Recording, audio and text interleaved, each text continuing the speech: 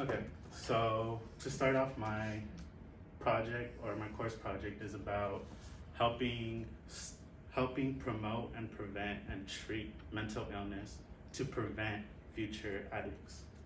And to start off, this is one of my old friends from middle school called Anthony, and he was shot outside of a laundry. Um, shit, he was shot outside of a laundromat last year, selling drugs and shit. I actually didn't think I was okay. Long story short, this isn't the first example of person that I've known from my own community growing up that has died from either drugs or being related to it. Giving my course project and my mission statement to how to positively reinforce mental health so we can prevent drug addiction. Context. So obviously the main issue is not drugs entirely. So everyone here is born as a kid. Nobody starts taking drugs at an early age. We are eventually brought through hardships and adversities that put us and make us dependent on such subjects to help us move forward with the days. And because of this, it's not even drugs that are the problem. It's the way that we deal with our problems that we should analyze first, which is substance use disorder, or in other words, SUD, which is a mental disorder that affects the brain and behaviors, leading people to have the inability to control their use and their intake. Skip. Symptoms such as anxiety, depression, and stress can cause and can be brought up through these advantages and hardships, leading to want to take drugs and other substances. I was not able to finish this all, but there is more than 30, 40 that I have not included in this list yet of other drugs such as psychedelics, hallucinogens, depressants, other things that everybody doesn't know that somebody's on, but at the end of the day, they know themselves that they are on and they need help.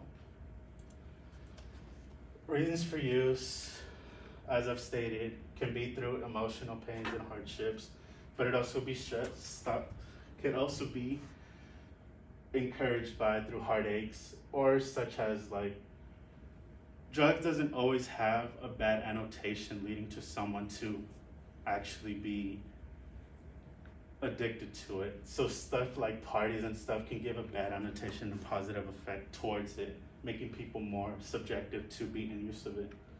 But then there's other stuff like social anxiety and what was the other one? And test anxiety and other stuff that can come with school and society. Risks. Obviously, you aren't the only one being affected at the end of the day. Your family, your friends, and everybody that you've grown up to with and learned to adapt and have good times with eventually end up getting hurt at the end of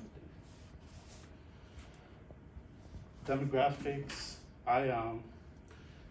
There is a steady, ongoing, 100% reported cases of 10,000 deaths in teenage adults from the ages of 10 to 19 that die every year. And every year that passes, it goes up another 10,000 people.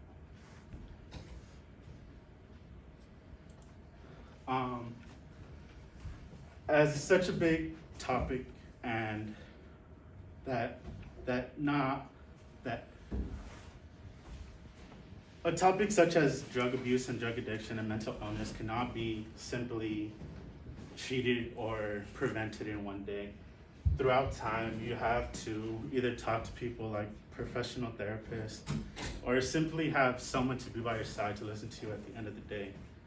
with my implementation plan, I had attended a couple of events such as the vow silence, which we, which is the Stop the Stigma event that we took a vow of silence for the veterans and those that are mentally ill. And though this was a small but important and effective way of implementation, there are other ways that we can do this by damn, I really should have finished this.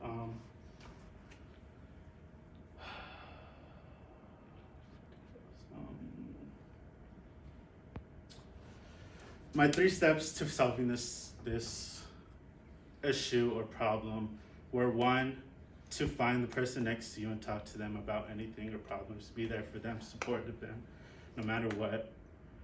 Secondly, there needs to be a class or at least a set of worksheets maybe or something. So at least having the conversation starting in schools as early as elementary. Because for me, it didn't start off the bat of high school. You feel me? My friend didn't die in high school. This was middle school. Like, we were little kids type shit. And yeah, there just needs to be a change. Luckily, I was able to have a school that had a teen clinic that had provided therapy and other stuff for disadvantaged families, and I was able to get through stuff, but obviously I can see that I'm not. And I have to say those are steps that we have to take to better our community and our children.